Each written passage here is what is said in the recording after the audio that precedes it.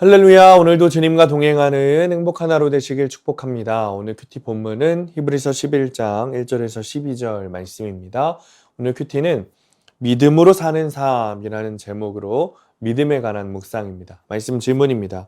왜 아브라함이 믿음으로 부르심을 받았을까요?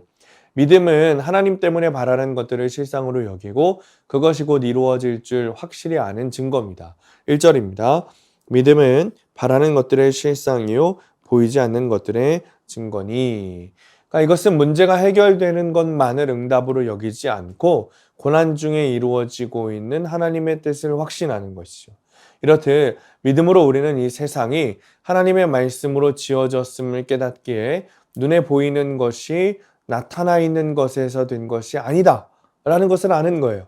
하나님이 이 세상을 창조하셨고 사랑하신다는 것을 믿는 성도는 눈에 보이는 것이 다가 아니구나, 전부가 아니구나 라고 믿고 살아가는 것이죠. 믿음의 선진 중에 가장 먼저 소개되는 아벨은 자신의 예배를 받으실 하나님을 확신하여 가인보다 더 나은 제사를 드렸고 죽었으나 지금도 믿음으로써 말하는 존재가 되었습니다. 그리고 에녹은 하나님과 동행했기에 아담의 자손이 직면해야 하는 죽음을 넘어섰어요. 노아는 홍수로 인류를 심판하시겠다는 하나님의 말씀을 믿고 방주를 지었습니다. 그러니까 이들의 믿음은 하나님과 그분의 말씀을 대하는 삶의 태도로 드러난 거예요. 이처럼 성도의 삶과 믿음은 뗄래야 뗄 수 없는 관계인 것이죠. 그러니까 하나님께 부르심 받은 아브라함은 가야 할 곳이 어딘지도 모른 채 고향을 떠나 나그네로서 고단한 인생을 살았습니다. 8절입니다.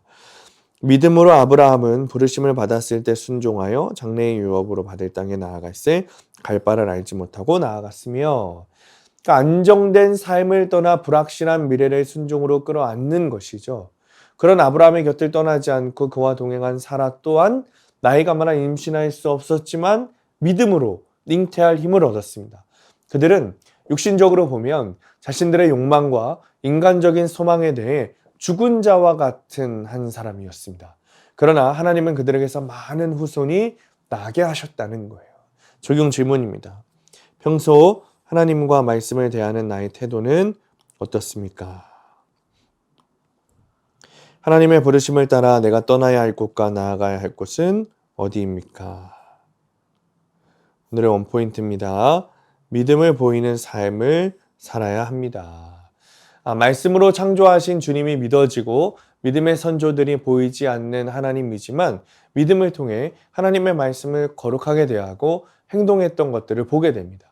눈에 보이는 것만 따르고 추구했던 우리의 불신앙을 이제 벗어나고 보이지 않는 것을 믿으며 우리의 믿음을 삶으로 보이게 해야 합니다. 아브라함처럼 믿음을 통해 하나님의 나라, 영적 후사를 낳는 구원 사명을 감당하는 하루 되시기를 축복합니다. 기도하겠습니다. 주님, 보이지 않는 것을 보이는 것처럼 믿는 믿음이 우리 안에 있기를 원합니다. 아벨처럼, 노아처럼, 에녹처럼, 그리고 아브라함처럼 보이지 않지만 믿음으로 말미암아 내 삶이 하나님을 따라가는 삶을 살아가게 하시고 주님이 주시는 그 상을 받아 누리는 우리가 되게 하여 주옵소서. 예수님의 이름으로 기도합니다. 아멘.